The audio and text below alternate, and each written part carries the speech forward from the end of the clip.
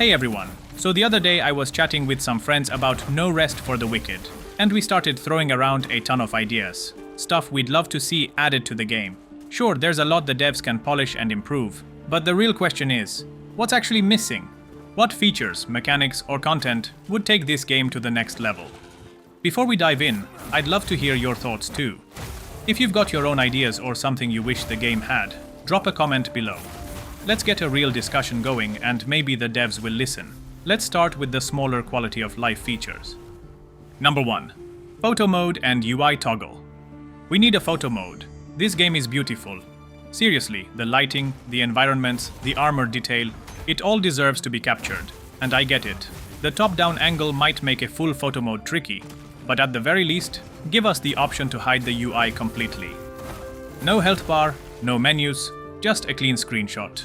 I want to zoom in on my character, admire the armor I spent hours grinding and upgrading, and maybe even use it as a wallpaper. And while we're at it, let us view our character in full detail from the inventory menu too. It's a shame when you've got a badass set of gear and can't even enjoy looking at it, because we got all the item icons covering it. Number 2. Detailed character stat screen. Right now, the character menu is way too basic. We need a detailed breakdown of all stats. How much lifesteal we have, the amount of freeze build-up, stagger resistance, healing bonuses, and so on. And most importantly, we need tooltips. What does healing increased actually affect? Just health consumables? Or lifesteal too? These mechanics are too vague, and for a game this complex we need clarity. Let us theorycraft, min-max, and build properly by giving us the info to work with. Number 3. Training area or combat dojo. This one's huge. We need a training area, not just a decorative zone, but a functional one. A place where we can test builds, hit a dummy to see real damage numbers, test different runes, and reset our focus between tests. It's hard to optimize a build when you need to run into the wild and risk dying just to test a rune combo. This could even be tied into a character in town, maybe an old warrior who lets you train under him. Number 4. Custom rune keybinds. Let us change rune slot order. I'm not saying we should be able to equip more than we're allowed, but let us drag and swap the slot order so the keybinds feel natural. Sometimes I want my favorite rune on the most comfortable button, and currently, we're locked in with no flexibility. Number 5. House customization with gameplay impact. We want the house to be even more customizable. Like we have town upgrades, and we would like to upgrade and customize houses as well. Upgrade it to get a cellar for all the chests and boxes, or an upstairs floor for beds and furniture, or even a kitchen area. And we want this furniture to provide certain buffs. Right now, there's absolutely no reason to invest time into decorating your house.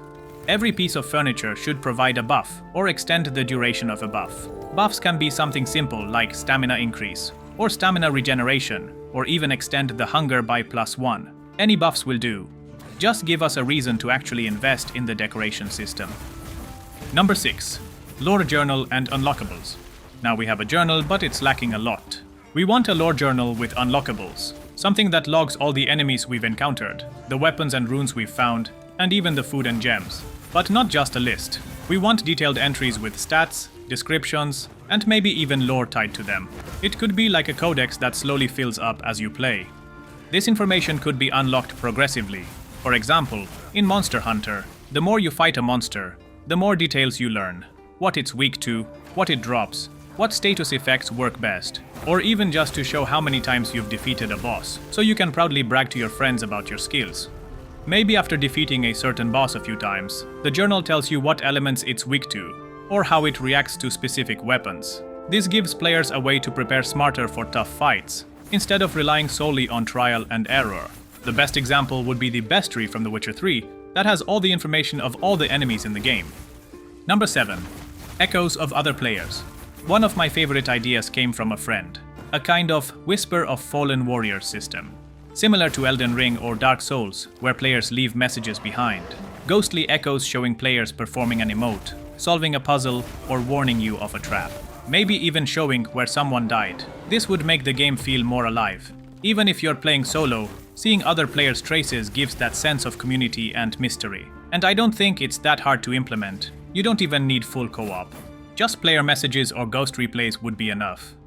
I can't count how many times I came across messages in the Elden Ring game that said, Secret ahead, jump. I'd pause, questioning if I should trust it, and then, of course, I'd jump anyway just to see if there really was something hidden down that waterfall. And yes, there were a lot of trolls down the waterfall, but it made me really appreciate this kind of player connection, even without directly interacting with anyone. Number 8. World puzzles and secret quests. We need more environmental puzzles and mysteries. Not just platforming challenges, but full puzzle chains. Think Diablo's secret cow level, or something like finding 5 ancient bear statues across the map that unlock a hidden boss. Puzzles that require exploration, clues, and maybe even help from the community to solve. These kinds of secrets make games legendary. They get shared on forums, whispered about in Discord servers. No Rest for the Wicked has the perfect world design for this. Now it just needs the content to match it. Number 9. Caroline's Tavern and minigames. Right now, nobody is using the tavern. We can upgrade it, but it has no real purpose. Caroline is the NPC owner of the Dusty Loom, Sacrament's very own tavern. But currently, she just stands there with no real function, beyond a bit of dialogue and some beds that you can just add to your own house. I think they should add a minigame. Something where you collect different types of items and battle with other players, similar to Gwent in The Witcher. It doesn't even have to be that detailed. It could be a simpler game, like the dice game from Kingdom Come Deliverance.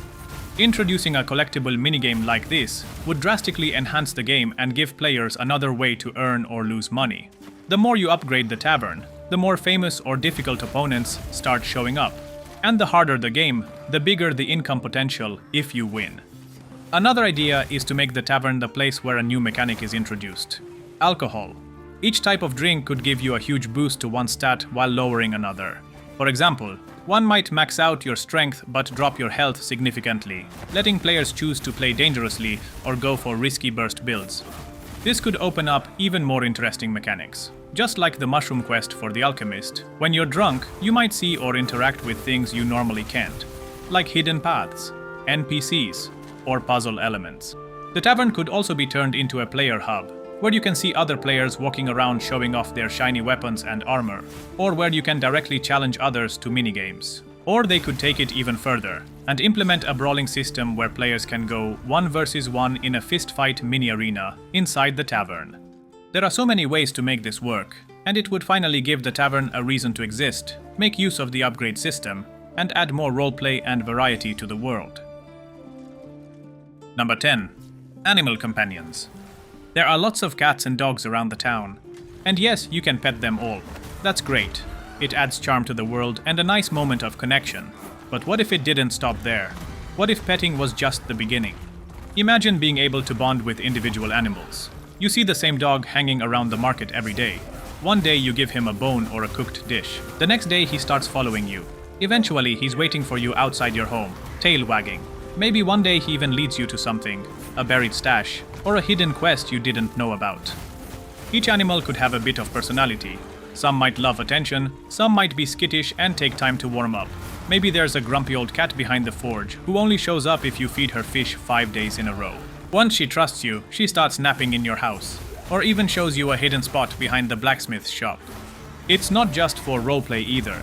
These animals could actually give you passive buffs.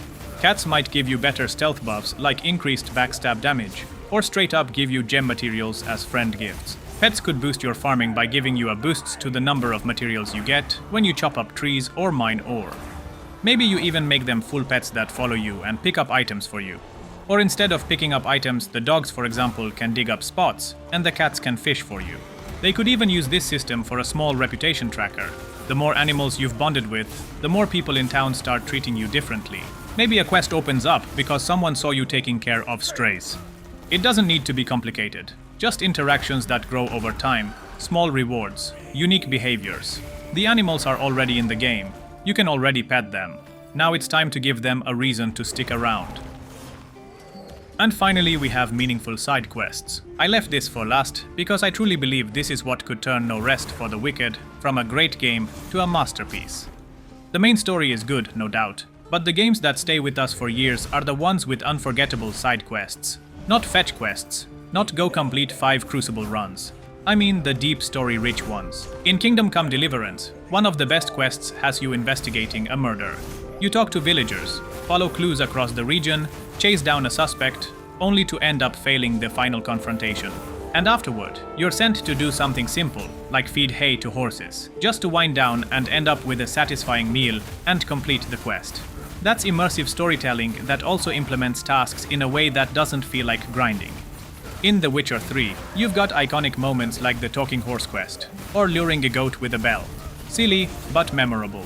No Rest for the Wicked already has NPCs that could carry stories like this. There is that ghost hunter, total scammer. Give him a hilarious side quest where his fake ghost stories turn out to be real. Each of them could have a unique quest that also gives you a bit of a grind.